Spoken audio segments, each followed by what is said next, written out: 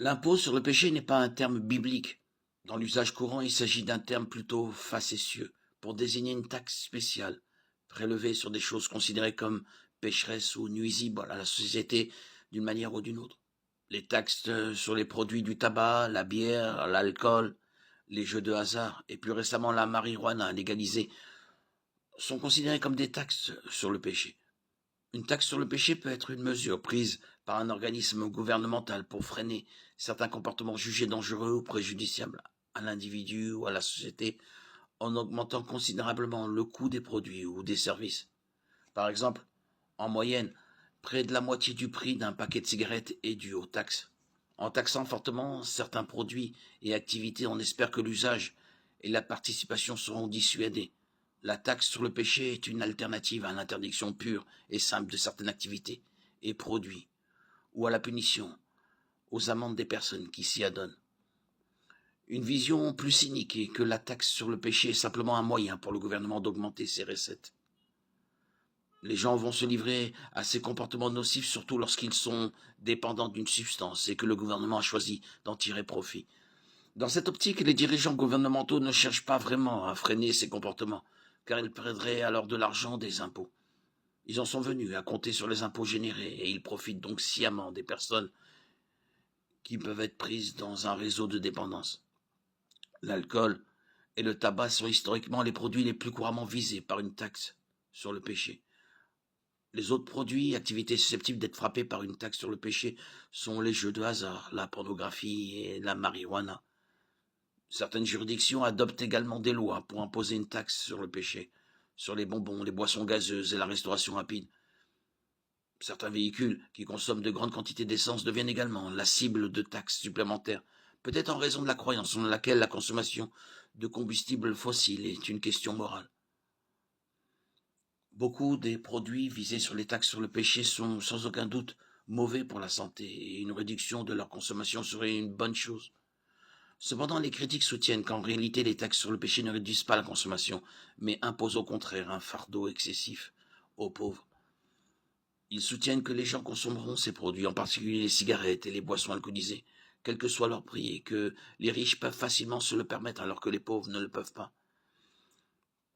Les taxes sur le péché illustrent la difficulté d'essayer de changer et de réguler les comportements de l'extérieur. Il ne fait aucun doute qu'une certaine forme de contrôle externe est nécessaire pour maintenir les actions pécheresses sous contrôle. Cependant, une société véritablement libre ne peut fonctionner que s'il existe un accord commun sur ce qui constitue un comportement moral et une détermination tout aussi commune à agir moralement. À une époque, il existait un consensus aux États-Unis sur les normes de base du bien et du mal.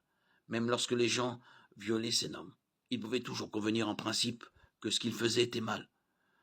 Ce consensus était basé sur ce que l'on a appelé l'éthique judéo-chrétienne, qui signifie simplement une éthique basée sur les enseignements de l'Ancien et du Nouveau Testament, qui était en partie externe, mais aussi dans une certaine mesure interne, car la plupart des citoyens y étaient endoctrinés, la pression locale poussait largement les gens dans la bonne direction. Aujourd'hui, alors que ce consensus judéo-chrétien s'est érodé, il n'y a plus d'accord, même sur les questions les plus fondamentales du bien et du mal, ou même de la vérité du mensonge. Peut-être la situation actuelle révèle-t-elle la faiblesse inhérente à une société libre qui n'est pas composée de personnes nées de nouveau par l'Esprit de Dieu. Même un retour au consensus judéo-chrétien du passé ne résoudrait pas le problème fondamental du péché, qui est en réalité un problème de cœur. Bien qu'une telle société serait sans doute un meilleur endroit où vivre, les individus seraient toujours aussi pécheurs à l'intérieur et tout aussi coupables devant Dieu.